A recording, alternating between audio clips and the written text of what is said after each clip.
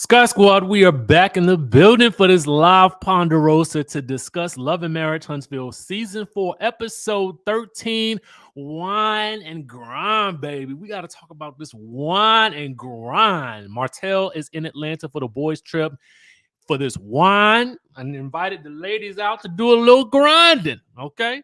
So we're going to discuss that. But really, to be honest with you, I mean, there's a lot to discuss in this episode, but honestly, it was the end that got me. Okay, it was the clip at the end of the episode for next week that got me, that took me and sent me into a tizzy. Okay, in a tailspin because you got Melody. Monica. She was my wedding planner. She quit about a week or two before my wedding.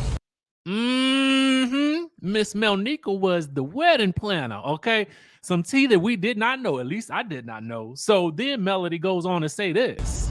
She was like, "You be cheating. You asked me about my assistant that work at my office." Okay. Miss Melnica, we learned, got some history with the hoes. Okay. And you know Martell likes to keep a good male around him. Okay. So we're gonna find out what's going on with that down in that good chatterization down below. Listen, y'all, we got a lot of things going on. It's Father's Day. Happy Father's Day to all my fathers out there, and happy Father's Day to any of the mothers who are handling things in the place of any father that's not available to do so. Okay. I want to also shout out to y'all for happy Juneteenth. This is the weekend. So make sure you guys are celebrating yourselves. And also it's Happy Pride Month. So we're gonna go ahead and get it all up in one good. Let me just get it all out right now. Okay. Now, with that being said, we got to get into the episode. Okay. We got a little tea right off the jump. Now we got to dive into this episode. And we're going to discuss Miss Melnica along the way and these accusations coming from Miss Melody right here. But if you watch the episode, and then if you watch the episode of Love and Marriage DC, you will also have heard Melody say, and I could have swore that my ears did not deceive me, that Melody at some point when they were playing clips indicated that Miss Melnica wanted Martell. Okay. So there is that. And then we also get Marcel alluding to a little something like that as well. Okay. So we're going to get into this. So I'm interested in seeing where this whole storyline goes and to hear what Miss Melnica will have to say about this, because hopefully she'll have something to say at some point. And if you guys heard what I heard in the episode, let me know, or in the for the previews for next week, if you heard it, let me know as well. Okay, because I could have swore I heard Melody say that in the clip for the preview for next week as well. You know, one of the ones that they play during the commercial, not the one that they play at the end of the episode. Okay, so let me know in the chat if you guys heard that as well. All right.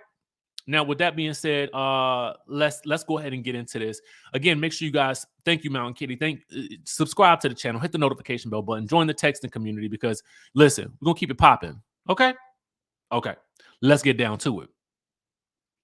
Now, we got to start with the episode rating. Okay, so I'm gonna rate the episode on a scale of 1 to 10, and overall, I'm gonna give this episode. I'm gonna give it a 9. Let me know what you guys will rate this episode in the chatterization down below. And do I want to give it a 9? Actually, no, I'm gonna give it an 8.5. Let me change my rating to an 8.5, and let me tell you why I'm gonna give it an 8.5.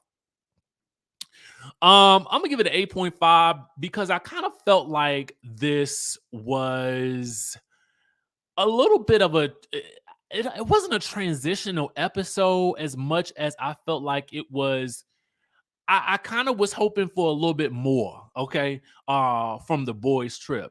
But it was not the boys' trip itself that really, to me, made the episode.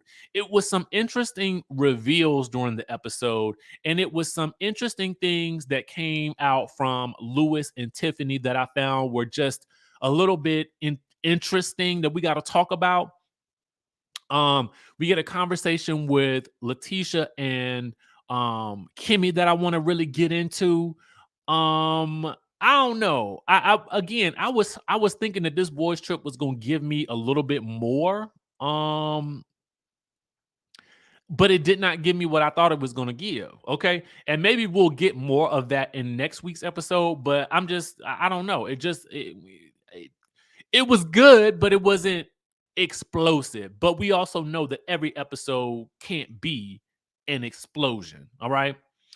Um, and then I gotta give it an 8.5 because I had to pull some extra tea from the preview clip as I just talked about, but I had to pull some extra tea from the nightcap with Carlos King. But we're gonna get into that in just a second.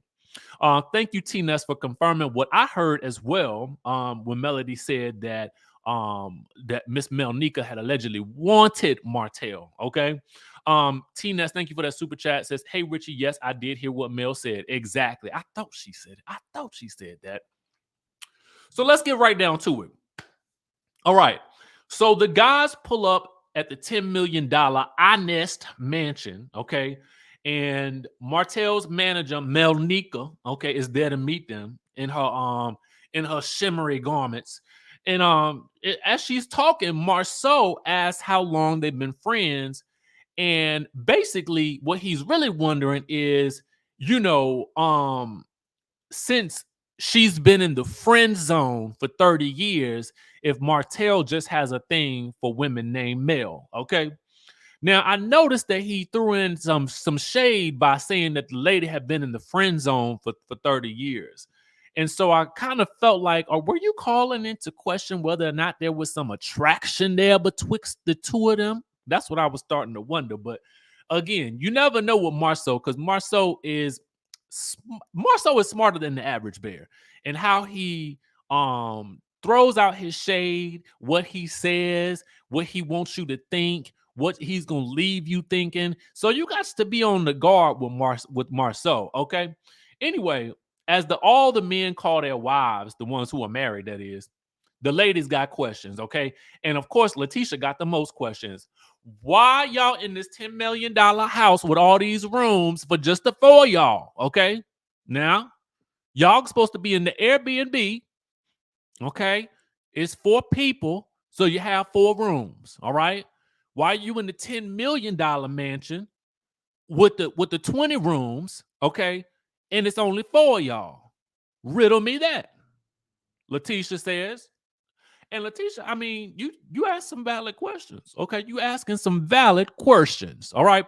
Meanwhile, back at the mansion, Martell reveals, like out of the blue, that Lewis and Tiffany are allegedly open in their relationship. So we get a flashback of Martell, Lewis, and Tiffany talking, and we get this sort of interesting quasi reveal that Tiffany and Lewis are open. Okay. And Lewis does not deny this in any way, shape, or form. Now, I'm going to get into something that's going to go down a different road in just 1 minute. So just hold on for a second.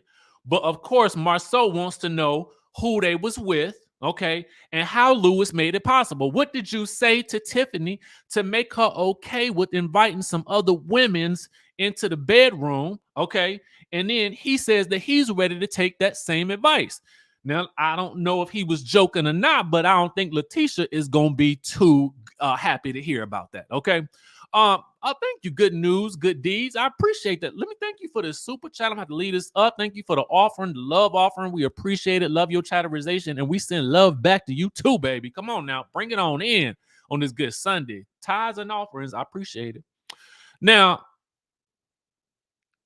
Marceau, I want to just say to you, you probably wants to lay off of, even indicating that you might like this sort of thing, because I don't think that Letitia is going to be the type of woman to go for it.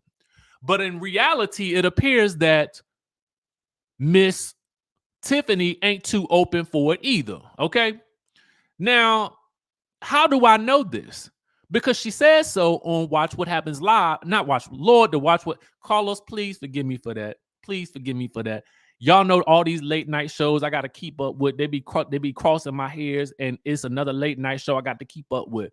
But on the nightcap with Carlos King, okay, she told the man that that she and Lewis were not in an open relationship, that they have talked about it, but they decided not to do it, which is in direct contrast to what she said on the episode in the flashback. She's the one who alluded to them being kind of open. And this is my issue in general with Tiffany. Okay. Now, Tiffany, we got to talk for a second because I do like you. Okay. In real life, I feel like Tiffany's probably a very nice lady. But I feel like she'd be doing a little stunts and shows for the show. Okay. And let's really just get into it. Okay. Because ultimately, why are y'all acting like y'all might be open to these threesomes and things when that's really not the case? Like, if you're gonna talk about, yeah, we open, I mean, you just don't know, and then your husband is co-signing it on the show, then I'm gonna need y'all to have examples of some times when y'all done so. Okay, y'all need to have already done it, not just talked about it, because otherwise, I feel like they be trying to like make themselves more camera interesting than what they really are. I'm not trying to say that the folks not interesting. I'm just saying it just be feeling like they be putting on for the cameras at times. Like, oh yeah, we like to keep it spicy, but then the next second y'all ain't having enough relations. Okay, I mean, for all of this, if the man wants all these relations and Tiffany, you don't have the time, it seems like you would just call up that third party and say, girlfriend, I'm not going to make it home tonight until about 11. Lewis is still wanting what he wants, and I ain't got time to do it today. Can you run over to the house and finish that thing off real quick? Because I'm busy working, and I know you ain't got nothing to do. So why don't you head on over there? Why don't you can start this whole situation off, and then I'll finish it when I get home, because I just don't have the energy and the strength to do everything that I am supposed to be doing for this man. So in my mind, I just don't like that. I feel like they just kind of be throwing little things out there to see kind of what sticks. That's what it feels like to me. Okay. That's what it feels like. And I can't lie about it no more. I can't lie about it. Can't lie about it. All right. Thank you, Catherine Forehand. Says Happy Father's Day, Sky Squad. I'm sorry, DC is much better than Huntsville. Oh Lord. I like them both equally. Okay. I like them both equally. Thank you, Catherine. I appreciate you. So that's how I feel about this whole situation with Tiffany and Lewis. Like, is you open or not? Okay. And if you're not open, don't pretend to be for the sake of seeming salacious on camera. Because if you're gonna then go on Carlos King and say you're not open, it don't really make no sense to even entice us with this idea that this is how they're gonna shake things up. Okay, because I don't like that. Give me the real of whatever y'all situation is. And if you ain't got nothing crazy going on, that's fine too. Okay. Meanwhile, the guys get dressed and they go down they discover it's a room full of women. Okay. Um, Downstairs when they get dressed in their suits and whatnot. Marcel realizes that Martell's trying to get all the guys in trouble, but because Martell did not share with the fellas that it would be mostly women there, and he's happy that they'll have to go back and tell their wives about their night filled with women's. So after he gives his speech, the guys get to talking to all the ladies that have flown in from here, there, and everywhere that Miss Melnica has provided for the men's. Okay. Marceau asked one of the women's to fix his plate. Fix your plate? First of all, let me tell you something.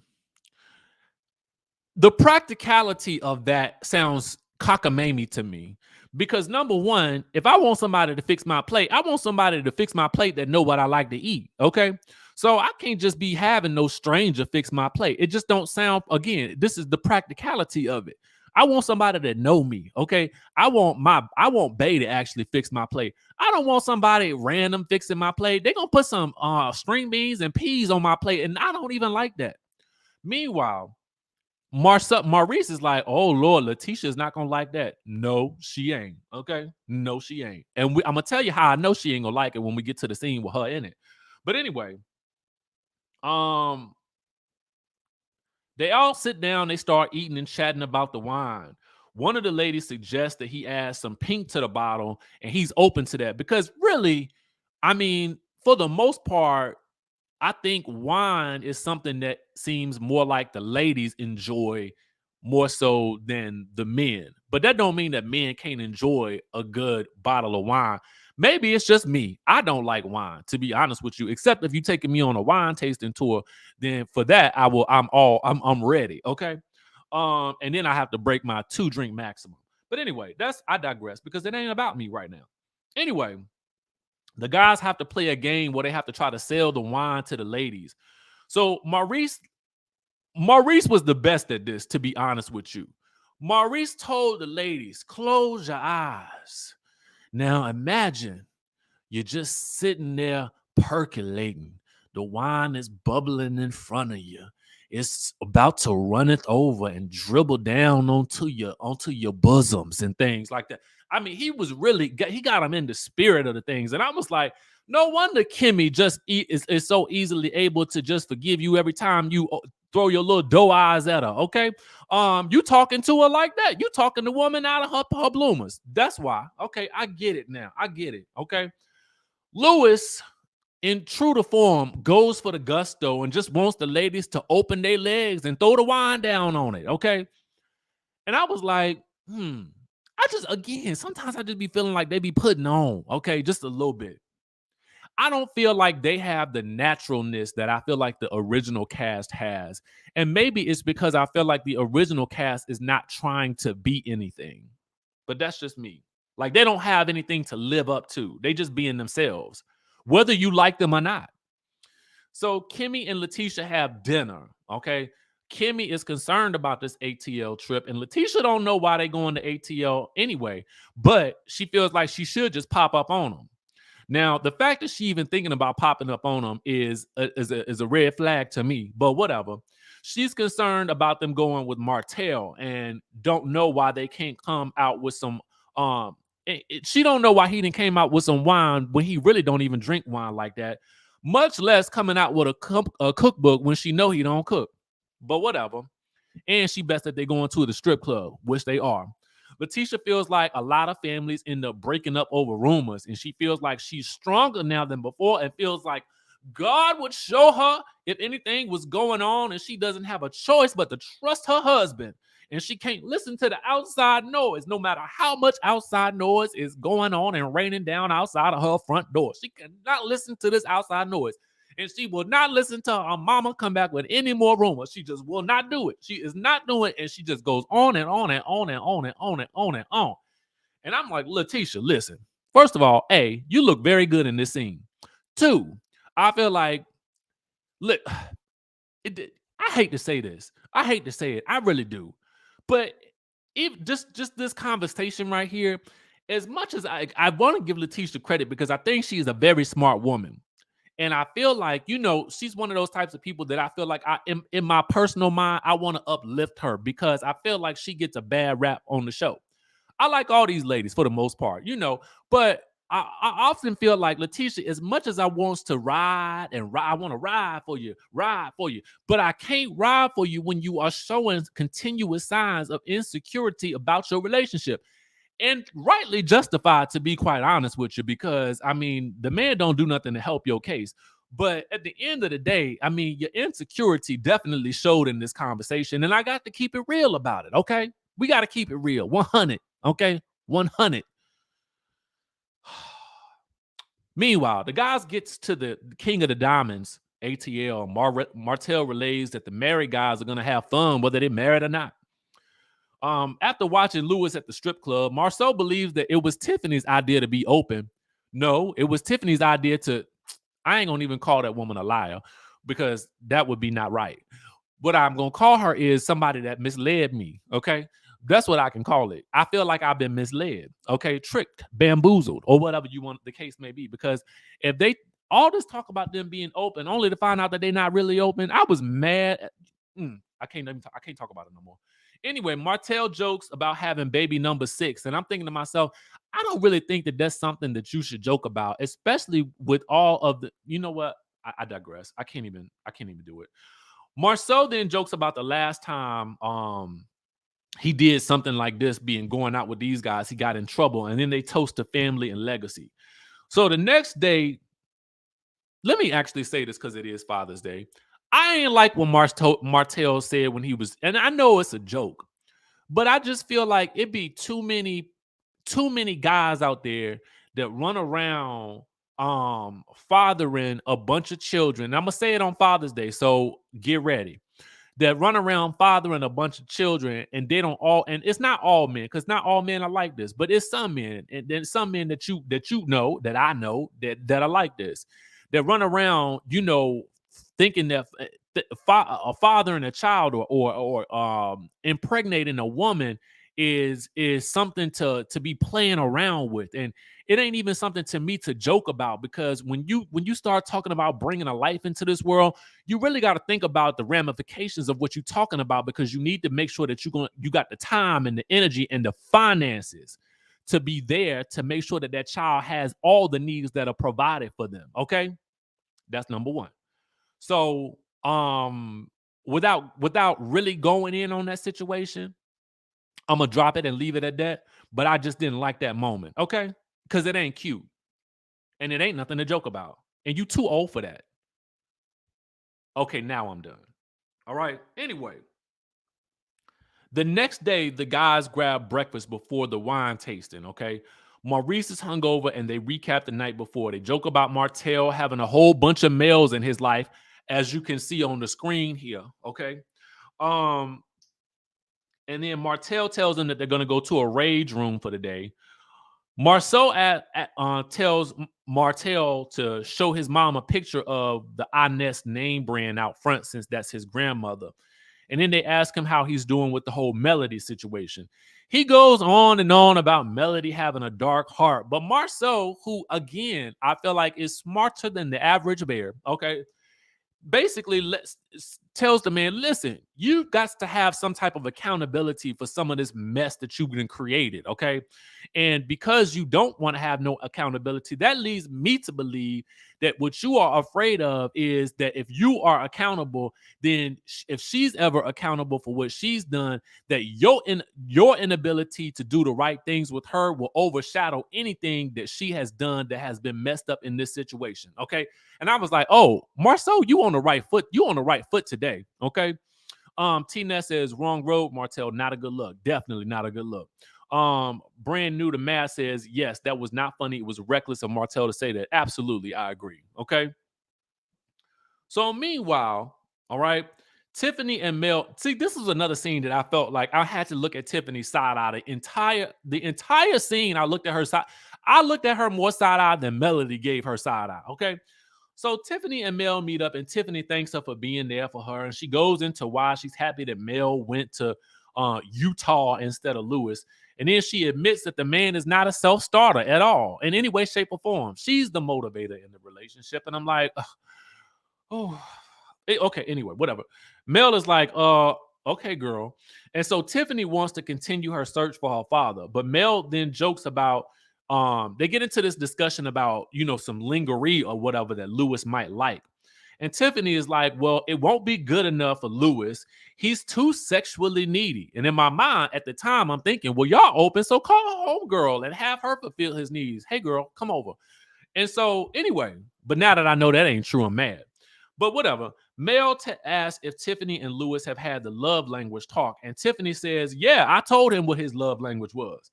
And Mel is like, girl, you projecting. You need to ask the man what his love language is and not try to tell him what you think it is, because that could lead you down the wrong road. Okay.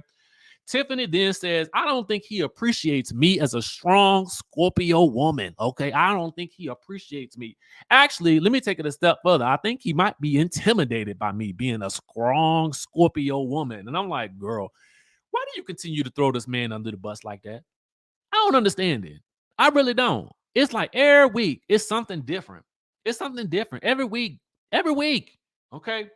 So then Tiffany just throws out this notion of being hopeful that Lewis isn't down in Atlanta looking for somebody else since since she ain't giving him none. To me, this was a reach. And I'm like, Tiffany, you are reaching high and your arms are not that long.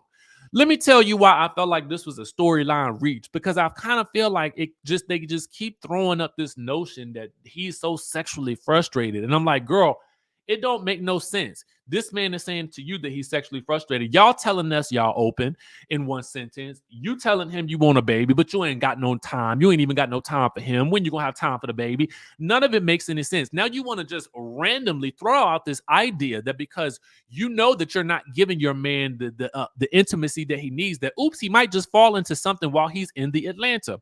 And Melody has to look at her and tell her dead right in her face, girl, don't speak that type of stuff into existence. This is some real stuff that you're talking about. It happens to real people. It happened to me. So for you to sit around here and so casually talk about your man possibly sticking his thing in somebody else, you sound crazy. Okay? You do. Crazy. I don't even have the mental capacity to be politically correct about it today. And I like Tiffany. I do, but she sound crazy. Meanwhile, it's time to head to the rage room, something that I would never do. And listen, I understand these rage rooms, they look fun and things like that, but y'all don't realize something. Have you ever broke something in your home? The stuff splatters everywhere. I have broken something before and the thing came back and hit me, okay? So to me, I'm not trying to be running around with a axe chopping up TVs and things like that, because that stuff will come back and pop you in the face, okay? And to me, I'm just not here for it. I'm not taking those type of risks, and that's just me. And y'all can listen. You can listen. You can talk about me if you want to, but I'm just not going to do it. Of course, Lewis again needs to take out his sexual frustrations. I'm so tired of hearing about it. Anyway, Marceau is frustrated with Miss Wanda, and Maurice is just frustrated for Lewis. The guys head back in the Sprinter, heading back to the Inez mansion. And Maurice jokes about Marceau letting his frustrations out about Miss Wanda. Maurice feels like Miss Wanda is just not on Letitia's side. She's on the world's side. When the world be coming against them, Miss Wanda be right alongside them, according to him, okay? But what we know is she just don't like those people that don't buy shoes that come in a box. But anyway, Maurice talks about Monster, his son, being so talented and in so many things. He's doing football, track, and this and the third. And Martell is like, well, man, what's your problem? The boy is active. And apparently Maurice has to be the driver or the motivator in all of these situations. Martell and Maurice try to talk him off the ledge. Let me say this. I'm not trying to tell nobody how to be a father or whatever like that. But what I will say is this.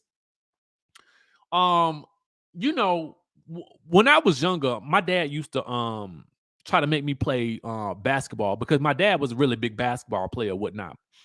And so I had to just at a certain point in time tell him, listen, I don't feel like doing this. Like, I mean, and I'm not taking no more karate either. Okay. I'm not doing anything I don't want to do. So I'm gonna have to go ahead. I'm going over here, take this saxophone, and I'm gonna go play in this marching band. Okay. That's what I'm gonna do. I'm gonna do that. All right. I'm gonna be I'm gonna go into student government as well, too. That's what I want to do. I don't want to do what you're trying to make me do. And my dad understood, you know what I'm saying? But I had to tell him that. And I feel like Maurice is in the same situation. You might have to be the motivator for this boy because he don't want to do all those things. Possibly. Okay. So if you find yourself where you got to constantly motivate him to get up and go to practice and whatnot, it could be a sign that he don't want to do those things. All right. And sometimes you got to let your kids make their determinations for what they want to do. If they want to be busy in school, let them be busy in school. I get it. Cool. Expose them to activities. But if they decide that they don't want to do it, you got to be okay with that. And you got to let them know that they're winning regardless. But that's just my opinion. Happy Father's Day. Okay. Meanwhile, Marceau jokes about Lewis's issues being something, you know, Maurice, for Marceau, Maurice is like, no, not Marceau. No, not Maurice. All these M's. It's too many of them. Okay. Anyway, Marceau gets to talking about Lewis's issues of being frustrated. But he does admit that he would keep that to himself. I would too. Anyway, Lewis gets to talking about his sexual frustrations, but he says it's really not an issue. And I'm like, but if you talk about it in every episode, man, it's an issue. Talk to your wife. Okay. Actually, talk to your wife or the third person y'all be using that you for real don't use because you misled us. Okay. But whatever. I ain't gonna let that go. I'm not. Sue me. Okay. Well, don't sue me. Okay. Don't do that. But I'm mad. Okay. Anyway, Marceau thinks that Tiffany and Lewis have a problem. Martell thinks that they got a problem. Okay. You know if Martell's saying it, it's a problem. Okay. Because Martell need all the intimacy that he can get. Okay. From wherever and whoever. Okay. At any point in time. So he know If you want some, you better either call that third or you better talk to your wife. Because if it's a concern now, it's gonna be a real issue later. Okay. Marceau even says that in year 2 it's an issue, and then in year 4 it's gonna really be a challenge for your marriage. And I would have to agree. I mean, if you feeling like you just not getting any, but Tiffany is saying that she's giving it to him whenever he want, and even when he don't want it, she giving it to him. And I'm like, well, what do you need? You need a blow up doll, okay? That's what you need. You need a blow up doll. You need some of those little toys. You need candy birds. Need to get on down and send them some bedroom candy or whatnot. You need some vibrating bloomers. I don't know what you need, but you need something to keep you. Actually, what you might need, Lewis, is something to do. Okay, you might need something extra to do, because if now that I think about it, she is saying that she been giving him the BJs when he ain't even asking for it. You waking him up with the BJs and things, and just doing all this extra stuff when she get off work. Maybe he needs another job. Okay, maybe you need another job, something else to do. I really don't know. To it, Tiffany, buy him a blow up doll, give him something. Okay, because I mean, I don't know. Maybe he just needs too much. I have no idea. And I don't know why are you so sexually frustrated. Use your hand. I don't know. Do something. Something. Because it sounds like she giving you something. Okay. And if you feeling like you need all of that much more, then maybe y'all should be as open as y'all claim that y'all were. How about that? Solution. Problem solved.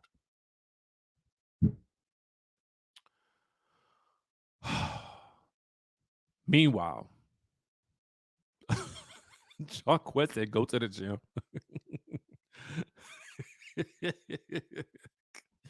Brand new to math says they make him sound like he has an addiction. use a hand. Use your hands. Okay. Tired of talking about this.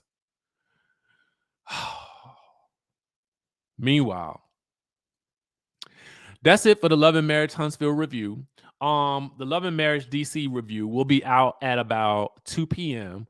We got a lot to discuss there, so stick around for that. Make sure you be on the lookout for that. I'm gonna send it out in a text message. Okay. With that being said, y'all know I love y'all. Happy Father's Day, happy Juneteenth, and I will catch y'all in the next video.